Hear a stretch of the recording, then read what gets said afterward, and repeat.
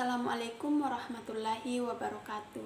Video kali ini untuk menyelesaikan ujian akhir semester ekonomi mikro dan makro, yang dimana menjelaskan materi-materi yang sudah dipelajari. Izinkan saya untuk memperkenalkan diri terlebih dahulu. Perkenalkan, nama saya Hayati, NIM 21203862202054, Prodi Akuntansi Syariah.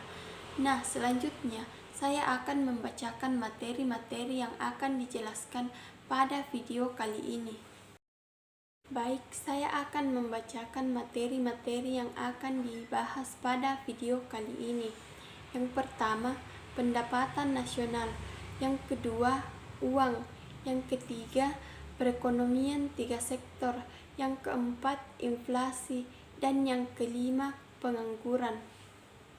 Baik, materi yang pertama saya bahas yaitu pendapatan nasional.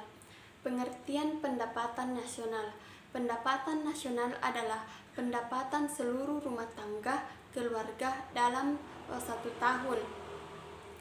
Adapun rumus dalam pendapatan nasional, terdapat beberapa rumus dalam pendapatan nasional, yaitu pertama, rumus pendekatan produksi. Nah, pendekatan ini menekankan pada kegiatan yang menciptakan nilai tambah. Maka dari itu, perhitungan hanya mencakup perhitungan nilai tambah pada sektor produksi. Perhitungan pendapatan nasional dengan pendekatan produksi dapat dihitung dengan menggunakan rumus yang ada di samping. Yang kedua, rumus pendekatan pendapatan. Berdasarkan pendekatan pendapatan nasional dihitung dengan menjumlahkan seluruh pendapatan yang diterima masyarakat. Yang ketiga, rumus pendekatan pengeluaran. Nah, pada pendekatan ini, pendapatan nasional dihitung dengan cara menjumlahkan permintaan akhir dari para pelaku ekonomi, konsumen, produsen, dan pemerintah dalam suatu negara. Yang kedua, tujuan menghitung pendapatan nasional. Terdapat beberapa tujuan dalam menghitung pendapatan nasional. Yang pertama, untuk mengukur pertumbuhan ekonomi nasional. Dengan adanya data pendapatan nasional, negara bisa tahu apakah peningkatan dari laju pertumbuhan ekonomi negara dari tahun ke tahun mengalami kemajuan atau kemunduran, sehingga bisa dilakukan evaluasi ke depannya. Yang kedua, untuk membandingkan kemajuan antara negara. Nah, dari sini bisa dilihat mana saja negara yang masuk kategori negara maju dan berkembang. Semakin tinggi pendapatan nasionalnya, berarti negara tersebut semakin maju. Yang ketiga, untuk mengetahui struktur perekonomian suatu negara. Kita bisa lihat negara mendapatkan pendapatan paling tinggi dari sektor mana, apakah pertanian atau industri. Yang keempat, menjadi landasan perumusan kebijakan pemerintah. Setelah pemerintah mengetahui tingkat perekonomian negaranya, maka bisa dilakukan evaluasi terkait dengan kebijakan agar bisa ditingkatkan lagi. Yang kelima, menentukan besarnya kontribusi berbagai sektor perekonomian terhadap pendapatan nasional. Misalnya sektor pertanian, pertambangan, industri, perdagangan, jasa, dan sebagainya.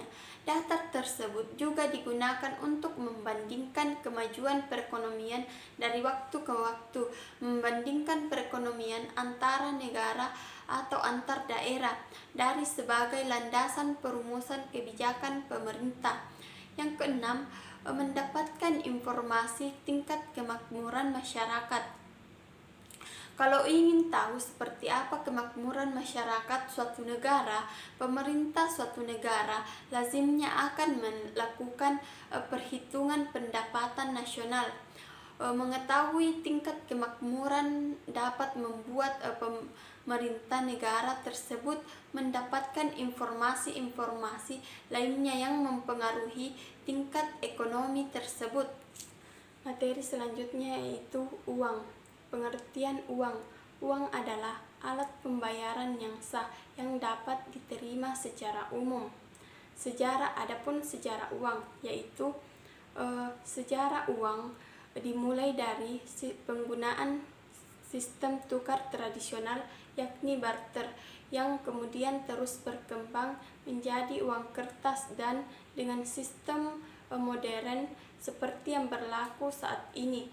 Uang merupakan alat tukar yang sah dan masih berlaku hingga sekarang. Adapun kriteria benda yang layak dijadikan uang atau alat pembayaran yaitu 1. Benda itu dapat diterima secara umum. Yang kedua, mudah disimpan. Yang ketiga, mudah dibagi. Yang keempat, benda itu mudah diangkut. Yang kelima, tidak mudah rusak. Yang keenam, mempunyai kestabilan nilai. Dan yang ketujuh, jumlahnya terbatas. Adapun fungsi uang sebagai alat pembayaran, kedua alat ukur, dan ketiga alat penyimpanan nilai.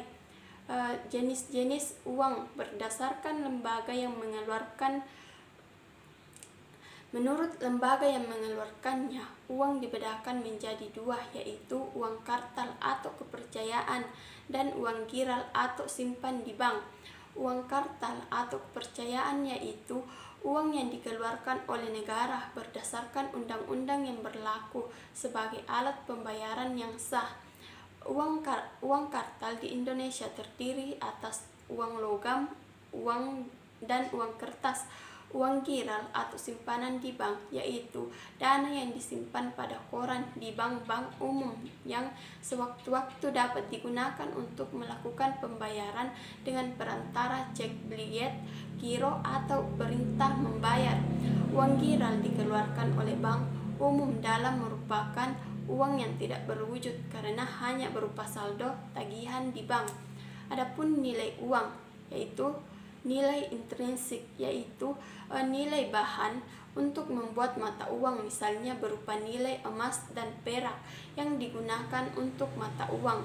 Yang kedua, nilai nominal yaitu nilai yang tercantum pada mata uang atau cek harga yang tertera pada mata uang, misalnya 100.000 atau 500.000. Yang ketiga, nilai tukar atau real. Nilai tukar adalah kemampuan uang untuk dapat ditukarkan dengan suatu barang daya beli uang, misalnya uang 500 perak hanya dapat ditukarkan dengan permen, sedangkan uang 10.000 dapat ditukarkan dengan semangkuk bakso. Yang keempat, nilai kurs ialah nilai mata uang terhadap mata uang ke negara lain.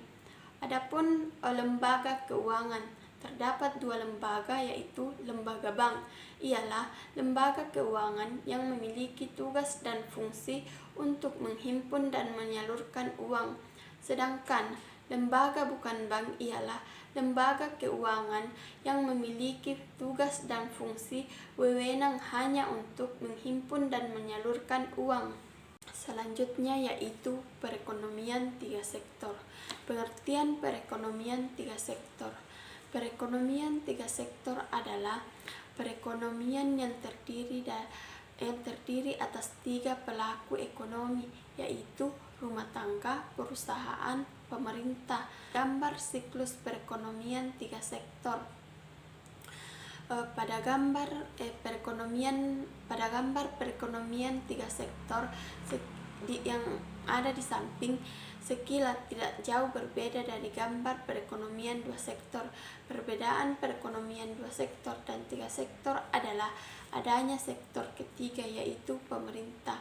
Keberadaan pemerintah ini tentu mempengaruhi interaksi antara pelaku ekonomi yang ada di dalamnya.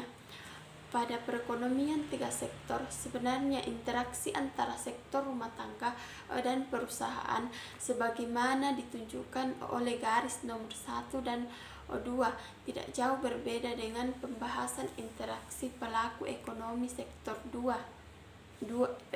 Pelaku ekonomi dua sektor. Rumah tangga tetap menjadi konsumen bagi perusahaan, sehingga rumah tangga membeli barang dan jasa dari perusahaan. Hal ini menyebabkan aliran pendapatan dari sektor rumah tangga ke sektor perusahaan. Posisi perusahaan juga masih sebagai pengguna faktor produksi yang disediakan rumah tangga. Sektor rumah tangga harus memberikan balas jasa kepada rumah tangga seperti di dalamnya bentuk upah, gaji, bunga, sewa, dan profit atau dividen. Sehingga terjadi aliran pendapatan dari sektor perusahaan kepada sektor rumah tangga. Keberadaan peran pemerintah dalam perekonomian tiga sektor menjadikan interaksi antara pelaku ekonomi menjadi lebih banyak. Setidaknya ada 4 garis arah interaksi antara pelaku ekonomi yang terjadi hanya dengan penambahan sektor pemerintah. Perhatikan gambar siklus perekonomian tiga sektor yang ada di samping. Pada garis 4 dan 5 menunjukkan pendapatan pemerintah, sedangkan aktivitas yang menunjukkan garis 3 dan 6 merupakan pengeluaran pemerintah. Adapun pendapatan negara, jenis sumber pendapatan negara terbagi menjadi 3 bagian. Yang pertama, penerimaan pajak. Pajak sebagai sumber pendapatan utama dari sebuah negara. Sumber pendapatan negara yang berasal dari pajak terbagi menjadi 7, yaitu pajak penghasilan, pajak pertambahan nilai, pajak penjualan atas barang mewah, pajak bumi dan bangunan, pajak ekspor, pajak perdagangan internasional, serta biaya masuk dan cukai. Yang kedua, pendapatan negara non-pajak. Sumber pendapatan negara non-pajak terdiri dari keuntungan badan usaha milik negara atau BUMN, pengelolaan sumber daya alam, pinjaman barang sitaan, pencetakan uang atau sumbangan. Yang ketiga, hibah merupakan pemberian yang diberikan kepada pemerintah tetapi bukan bersifat pinjaman. Hibah bersifat sukarela dan diberikan tanpa ada kontrak khusus. Selanjutnya yaitu materi inflasi. Pengertian inflasi. Inflasi adalah kenaikan suatu harga secara terus-menerus dan berlaku secara umum. Penyebab inflasi. Beberapa faktor yang menjadi penyebab inflasi yang pertama, jumlah uang yang beredar di masyarakat melebihi kebutuhan. Yang kedua, tradisi masyarakat yang bersifat konsumtif. Yang ketiga, terjadinya bencana alam. Yang keempat, terjadinya defisit terhadap APBN. Yang kelima, kenaikan pajak terhadap konsumen. Dan keenam, kebijakan pemerintah mengaruhi atau mencabut subsidi. Jenis-jenis inflasi. Terdapat beberapa jenis inflasi. Yang pertama, jenis inflasi berdasarkan tingkat keparahannya. Yang pertama, inflasi ringan, yaitu inflasi yang mudah untuk dikendalikan dan belum begitu mengganggu perekonomian suatu negara. Terjadi kenaikan harga barang atau jasa secara umum, yaitu di bawah 10% per tahun dan dapat dikendalikan. Yang kedua, inflasi sedang, yaitu inflasi yang dapat menurunkan tingkat kesejahteraan masyarakat berpenghasilan tetap, namun belum membahayakan aktivitas perekonomian suatu negara. Inflasi ini berada di kisaran 10-30% per tahun. Yang ketiga, inflasi berat, yaitu inflasi yang mengakibatkan kekacauan perekonomian di suatu negara. Pada kondisi ini, umumnya masyarakat lebih memilih menyimpan barang dan tidak mau menabung karena bunganya jauh lebih rendah ketimbang nilai inflasi. Inflasi ini berada di kisaran 30% sampai 100% per tahun.